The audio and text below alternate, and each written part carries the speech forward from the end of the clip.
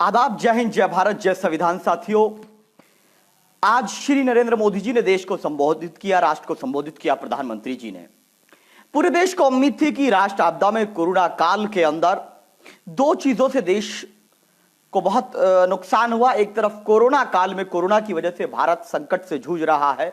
भारत के अंदर कोरोना पूरी तरह से फैल चुका है और कोरोना को कंट्रोल करने में सरकार नाकाम हुई है। उस पर प्रधानमंत्री जी माफी मांगेंगे। पहली बात जो भारत के लोग सोच रहे थे। दूसरी बात, चीन हमारे घर में घुसकर हमारे देश के वीर बहादुर सिपाहियों को शहीद करता है और निहत्थे मेरे देश के जाबाज अपने देश की, अपनी धरती की रक्षा करते हुए बलिदान देते हैं और भारत मुंहतोड़ जवाब देना चाहिए, वो नहीं देता है। उसका जवाब श्री नरेंद्र मोदी जी आज देश की जनता को देंगे। लेकिन मुझे बहुत दुख के साथ यह कहना पड़ रहा है, बहुत अफसोस के साथ यह कहना पड़ रहा है, क्योंकि मैं भारत का नागरिक हूं और भारत के लोग हम पर विश्वास करते हैं, तो मुझे यह कहना पड़ेगा और कहना चाहिए। बड़े दुख के साथ कह रहा हूं कि प्रधानमंत्री जी, आदरणीय श्री नरेंद्र मोदी जी देश को संबोधित नहीं कर रहे थे, बल्कि झूठ की बारिश कर रहे थे। जब नरेंद्र मोदी जी का भाषण हो रहा था तो ऐसा लग रहा था कि कोई ऊपर से जुमलों का बेताज बादशाह झूठ की बारिश कर रहा है, जिसमें एक एक शब्द पूरी तरीके से गुमराह करने वाला था। मैं माफी चाहता हूं, थोड़ी देर आपके साथ लाइव लेट आया, लेकिन मैं ये बात इसलिए कह रहा हूं क्योंकि मैं कुछ तथ्यों को लेकर के आया हूं आज, जिस पर श्री नरेंद्र मोदी जी को जवाब देना चाहिए, भारतीय जनता पार्टी को जवाब देना चाहिए, और जो चाइनीज प्रोडक्ट के दुश्मन बनने की बात करते हैं, उनके टीवी स्टूडियो, चाहे कोई सा भी न्यूज चैनल हो, 70% मशीनरी जो रखी हुई है वो चाइना की रखी हुई है। जिस पर ये बक करते वो खुद चाइना के प्रोडक्ट से बोल रहे हो आप। तो आपकी विचारधारा क्या है बताइए। अगर बैन करना कर दीजिए ना, पूरा बैन, फेंक दीजिए पानी में फोन को, बताइए आप। लेकिन ऑप्शन क्या होगा, मुतबादिल क्या होगा, देश जानना चाहता है। अगर आप 70%, अगर मोबाइल मार्केट को देखें, 70% मोबाइल की मार्केट पर चाइना का कब्जा है और उसके लिए जिम्मेदार भारत की सरकार है, क्योंकि भारत की सरकार का जो बोर्ड है बीसीसीआई, वो वीवो, ओप्पो के साथ अलायंस करता है और करोड़ों रुपया उनसे लेता है। ओप्पो का ऐड करता है भारत, तो ओप्पो पे पाबंदी नहीं लगाई। लेकिन इन मुद्दों पे मैं बात करूंगा, लेकिन आज श्री नरेंद्र मोदी जी के भाषण का मैं सिलसिलेवार पर्दाफाश करता हूं, क्योंकि ये व्यक्ति, ये नरेंद्र मोदी जी, चाहे बेची या ना बेची, लेकिन देश की इज्जत और आबरू को नहीं बेचने देंगे आपको हम। और जिस चाय बेचने की बात करते हो वजीर आजम साहब, आदरणीय प्रधानमंत्री मोदी जी, वो चाय का आविष्कार भी चाइना ने किया था, तो चाय का भी बहिष्कार करो अगर इतने बड़े देशभक्त बनते हो।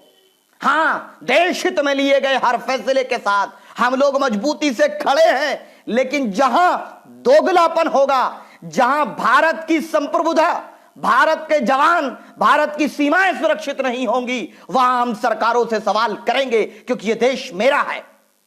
आपको क्या लगता है कि आप बकरा ईद का नाम नहीं लोगे, ईद उल अजहा का नाम नहीं लोगे तो हम बकरा ईद नहीं मनाएंगे? नहीं प्रधानमंत्री जी, आप की सोच के अंदर जो नफरत का गोबर जैसी बात नजर आई, ये मैं नहीं कहना चाहता था आपको। मैं बहुत सम्मान के साथ ये बात कह रहा हूं कि आज आपने जिस प्रकार से एक संकीर्ण मानसिकता का, एक ओछी सोच का मुजाहरा किया, यह बताता है कि आप सबका साथ, सबका विकास नहीं, बल्कि भाजपा और आरएसएस का विकास और भारत की एकता और अखंडता, भाईचारे का विनाश आप चाहते हैं। आपका भाषण बता रहा था। दूसरी चीज, मैं सिलसिलेवार आता हूं। प्रधानमंत्री जी ने सबसे पहले क्या किया, एक एक शेयर कर दो सभी साथी, क्योंकि ये भक्तों को पेट में मिर्ची लगाने के लिए काफी है।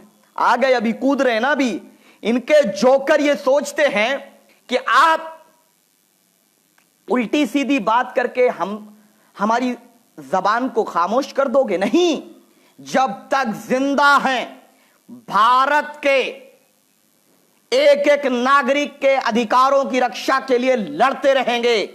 भारत के भाईचारे के लिए, भारत की सीमाओं की सुरक्षा के लिए, भारत की संप्रभुता की रक्षा के लिए हम संघर्ष करते रहेंगे। मैं सिलसिलेवार प्रधानमंत्री जी ने कहा कि 20 करोड़ परिवारों को हमने अनाज दिया। अब हम बात कर लेते हैं मोदी जी के कितने भाई बहन हैं? 5 से ज्यादा हैं। योगी जी के भी 5 से ज्यादा हैं। यानी एक परिवार में औसतन 7 से 8 लोग होते हैं। मैंने मान लिया 6 लोग होते हैं औसतन एक परिवार में। तो 20 गुणा 6 यानी कि 120 करोड़ लोगों को अनाज मिला। तो भैया ये समाज सेवी, ये सोनू सूद, ये एजाज खान, ये डॉक्टर अयूब, या कोई हैदराबाद के लोग, मेरठ के लोग, या पूरे देश के हम तमाम लोग जो सामाजिक कार्यकर्ता ये राशन बांट रहे थे, हम झूठे थे? हम पागल थे? कितनों को मिला कोई बताए मुझे? कोई बताए कितने लोगों को राशन मिला? कोई डेटा है? कोई डेटा नहीं है। 120 करोड़ लोगों को राशन देने की बात कर गया। अरे झूठ की एक हद होती है प्रधानमंत्री जी। एक तो आपने गरीबों को राशन नहीं दिया, गरीबों को सड़कों पे चलने पर मजदूर को अगर मजबूर ना करते तो आज कोरोना ना फैलता। मैं कह रहा हूं कोरोना फैला सरकार की नाकामी से फैला। कोरोना फैला समय पर विदेशी फ्लाइटों की पाबंदी न लगाने से फैला। कोरोना फैला मजदूर भाइयों को उनके इलाके में सुविधा मुहैया ना करा करके अविश्वास फैलाने से, अविश्वास के फैलने से कोरोना फैला है। और एक झूठ कि 20 करोड़ परिवारों को दे दिया। कितने परिवार है भारत में ये भी बता दो ना। आप तो कह अभी कभी कहते हैं कि 20 करोड़ को हमने घर बना करके दे दिया। ये जो भी कुछ करते हैं, जो भी कुछ करते हैं, ये सिर्फ और सिर्फ भारत की जनता को गुमराह करने का काम करते हैं। और जो इनके भक्त हैं ना, अब डीजल पेट्रोल का रेट तो बढ़ गया, पेट में दर्द सबके, हालत नहीं है, खराब है, लेकिन भक्तों की मजबूरी है कि चाटुकारिता इतनी कर चुके हैं, हमारे से नफरत इतनी हो चुकी है कि भारत की तरक्की को छोड़ करके चाटुकारिता में डूबे हैं। और आज भी नरेंद्र मोदी की बात कर रहे हैं। जब पिछली सरकार में 112 बैरल रेट का तेल मिला करता था, कच्चा तेल, जब तेल का रेट 80 के करीब पहुंचा तो स्मृति ईरानी से लेकर के, रामदेव से लेकर, अनुपम खेर से लेकर, अमिताभ बच्चन से लेकर के और जेटली से लेकर सब सड़कों पर आ गए कि महंगाई डायन है, ईंधन से देश बर्बाद हो जाएगा, इतना ज्यादा रेट बढ़ा दिया। लेकिन आज जब 40 रुपए 30 रुपए कच्चे तेल का रेट है तो ये 80 रुपए 40 रुपए बैरल, लीटर नहीं बोल रहा हूं मैं, बैरल, यानी कि 2-3 रुपए लीटर भी नहीं बढ़ेगा, 100 लीटर के करीब आता है एक बैरल में। तो आज ये 80 रुपए चला गया और डीजल पहली बार पेट्रोल से ज्यादा हो गया। अब इसको कहते हैं सबका साथ सबका विकास। ये हो ही बराबरी की बात, डीजल को भी पेट्रोल के बराबर लाकर खड़ा कर दिया। भक्त ये कह रहे हैं। जो एक अमिताभ बच्चन जो महानायक बनता बोलता है, उसने कहा रामचंद्र सिया से कह गए ऐसा कलयुग आएगा, कैसे कार खरीदोगे और पेट्रोल लोन से डाला जाएगा। ये उसने तब ट्वीट किया था। और आज हम कहते हैं रामचंद्र सिया से कह गए ऐसा कलयुग आएगा, एक राजा जनता को लूटेगा और भक्त उसकी जय जयकार करेगा। और वही आज हो रहा है कि सरकार ने कोई काम नहीं किया। दूसरी बात, आज अभी टेस्ट कितना हुआ, कह रहे हैं कि वृद्धि दर, मौत का रेशो, डेथ रेशो कम है। कौन कह रहा कम है भाई? क्या चाहते हो सब मर जाएं क्या कोरोना होने वाले? ये चाहते हो प्रधानमंत्री जी? आप कैसी बात करते हैं आप? आज सबसे ज्यादा अमेरिका से ज्यादा मौत हुई है कल हमारे यहां। आप कह रहे हो डेथ रेट कम है। कल के दिन अमेरिका से ज्यादा मौत भारत में हुई है। प्रधानमंत्री जी किसको झूठ बोल रहे हो आप? एक तरफ रामदेव फर्जी दवाई का ऐलान कर देता है और आप उसको जेल में नहीं डालते। कल को कोई आएगा कह देगा ये दवाई है। क्या नाटक लगा रखा है ये आपका दोस्त है ना रामदेव, बड़ा आपके गले मिलते हैं। ये नहीं चलने वाला, भारत के लोगों की जान खतरे में नहीं डालने देंगे। और मैंने उसी दिन कहा था कि रामदेव तेरे इस नाटक को नहीं चलने देंगे और सरकार को यह फैसला लेना पड़ा। दूसरी चीज, मोदी जी ने कहा जब साहब ऐसा फेंकते हैं, सारे त्योहारों का नाम लिया, अच्छी बात है, लेना चाहिए, लेकिन ना मुहर्रम का नाम लिया, ना माहे मुहर्रम का जिक्र किया, ना ईद उल अधा का जिक्र किया, यानी जिसको हम बकरा ईद बोलते हैं। ये आपकी मानसिकता दिखाती है। हमें जरूरत नहीं है आपकी, हमें जरूरत नहीं है कि आप हमें जब मुबारकबाद देंगे तो जब हम बकरा ईद करेंगे, जब हम ज़िबह करेंगे, नहीं, हम बकरा ईद यानी कि ईद उल अधा उसी शाम से मनाएंगे, क्योंकि आपसे बढ़कर है मेरे भारत का संविधान। आप आज हैं कल नहीं रहेंगे। सुन लीजिए प्रधानमंत्री जी, आज हैं कल नहीं रहेंगे। नरसिम्हा राव को भी यही गुरूर था जब उसने बाबरी मस्जिद को तयख्खुन देने के बाद शहीद कराया था। वो जिम्मेदार था, मुलव्विस था, नाकाम रहा था हिफाजत के लिए। उसको भी गुरूर था, हिटलर को भी गुरूर था, नेपोलियन बोनापार्ट को भी गुरूर था। तमाम लोगों को, तमाम बादशाहों को, बहुतों को यह गुरूर हुआ कि जो हम चाहेंगे वही करेंगे। लेकिन और एक दिन आया कि वो इस मिट्टी में या तो दफन हो गए या इस दुनिया से एकदम फना हो गए। आज उनका नाम लेने वाला बाकी नहीं है। लेकिन मेरा विश्वास है आर्टिकल 15 रहेगा, आर्टिकल 14 रहेगा, आर्टिकल 25 रहेगा, आर्टिकल 21 रहेगा, बाबा साहब अंबेडकर का संविधान रहेगा। नरेंद्र मोदी रहे या न रहे, लेकिन संविधान रहेगा। और संविधान मुझे धर्म पर चलने की आजादी देता है। संविधान मुझे सभी धर्मों का सम्मान करने के लिए प्रेरित करता है और उसको मैं पूरी तरीके से पालन करता हूं।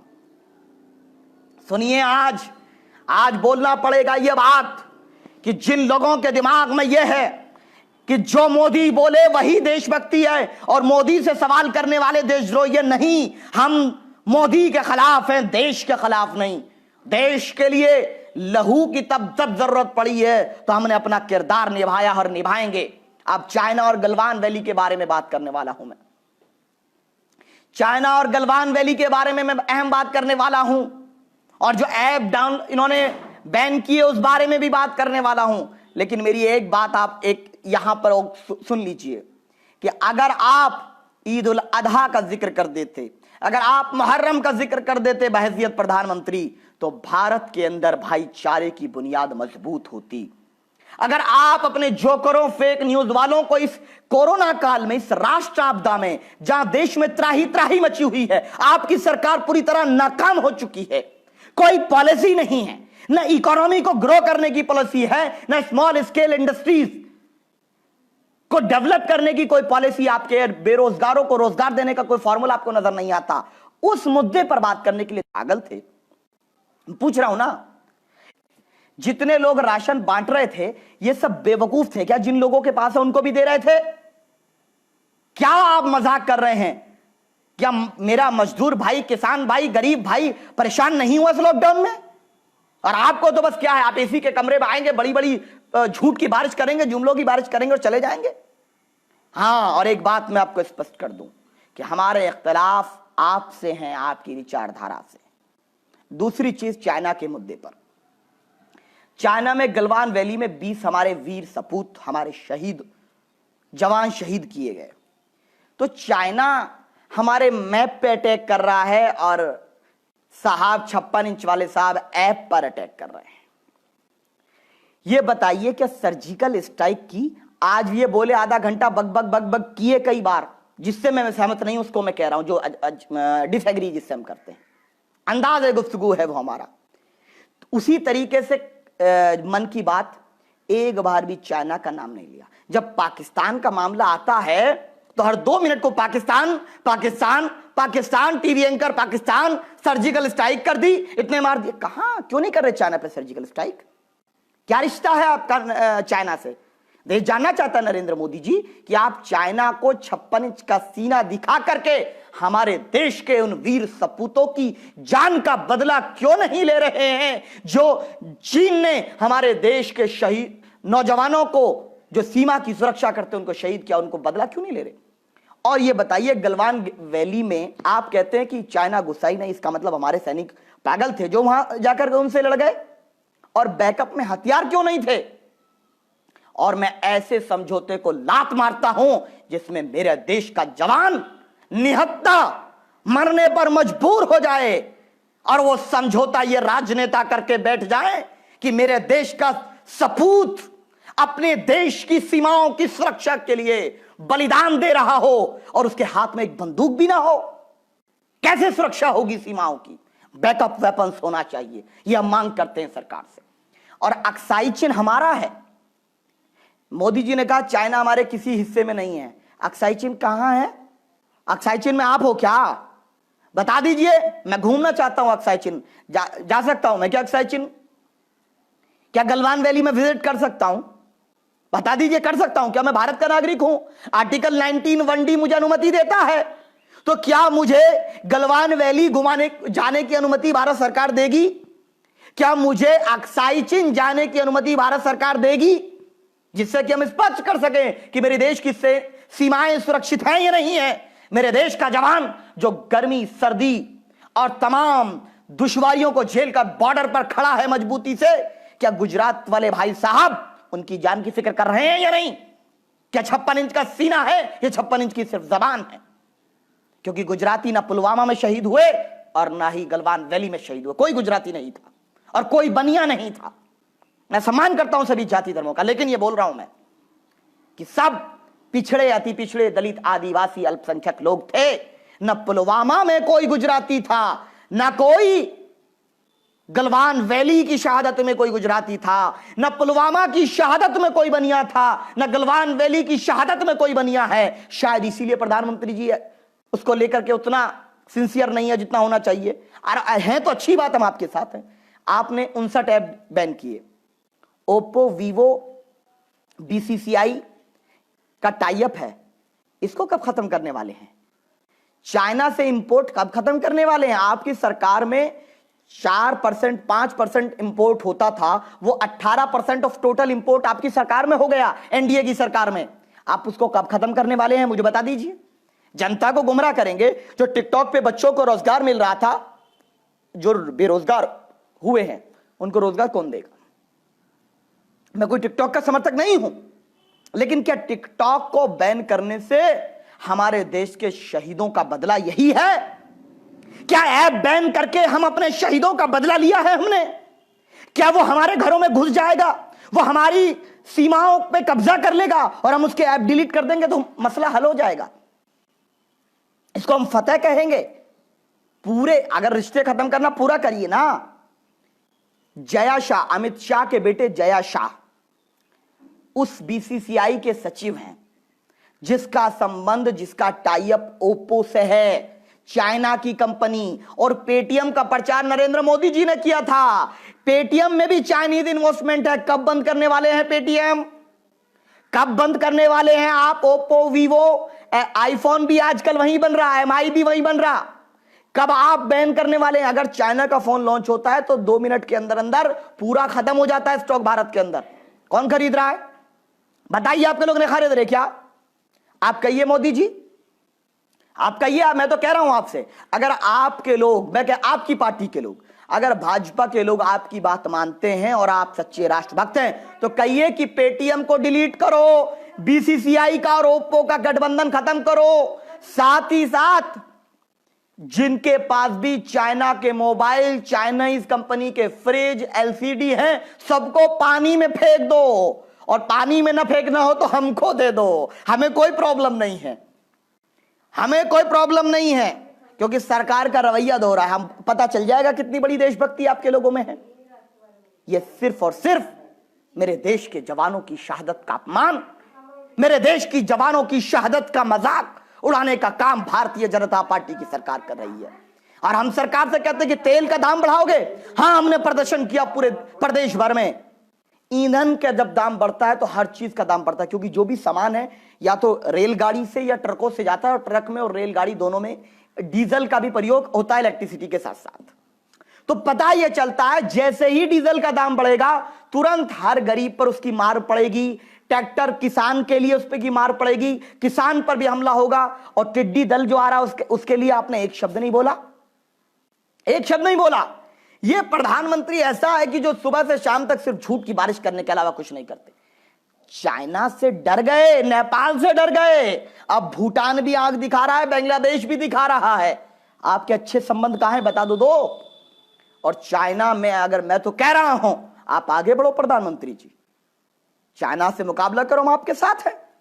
लेकिन 56 इंच का सीना अगर है तो चाइना पे सर्जिकल स्ट्राइक कर कर बदला लो और अपनी सीमाओं को सुरक्षित करो। जो जमीन हमारी कब्जा की है, चाहे अक्साई चीन हो, चाहे गलवान वैली का मामला हो, चाहे दूसरे एरियाज का मामला हो, हमारी एक एक इंच जमीन या तो वापस लो और हमारे शहीदों का बदला लो, नहीं तो ऐसी निकम्मी सरकार इस्तीफा दे दे जो ना इकोनॉमी संभाल सकती है।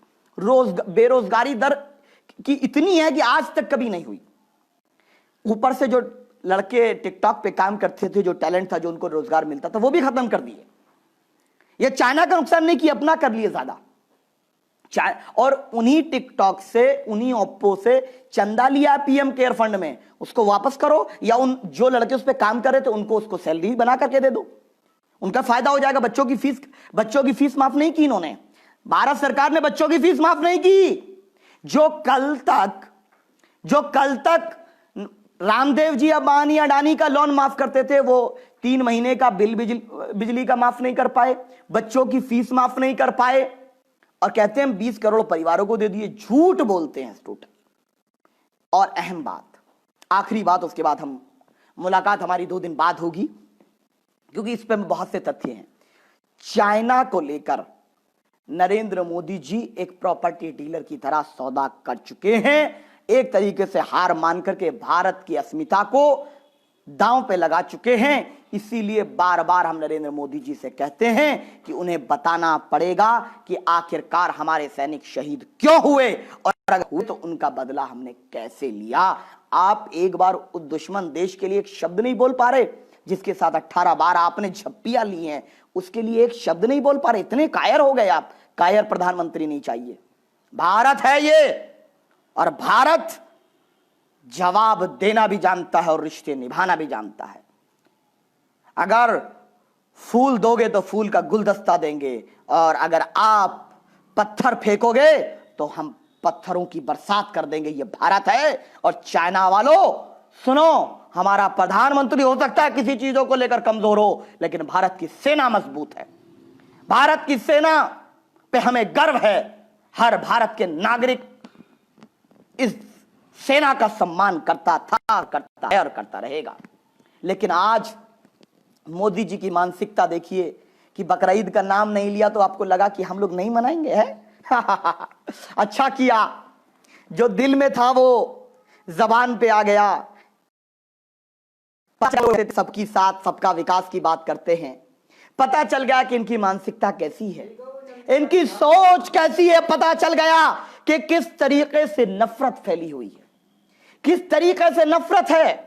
कि क्या आपको लगता है कि आप माह मुहर्रम का जिक्र नहीं करोगे तो हम हजरत हसन हुसैन की शहादत को हम भूल जाएंगे? आपको लगता है कि आप नहीं बोलोगे तो क्या हम बकरा ज़िबा नहीं करेंगे, भैंस ज़िबा नहीं करेंगे? और जहां पर अलाउड है वहां पर हम लोग कैटल, तमाम तरह के जो भी हैं, उनको ज़िबा नहीं करेंगे? जरूर करेंगे, जरूर करेंगे। मेरे भारत का संविधान अनुमति देता है।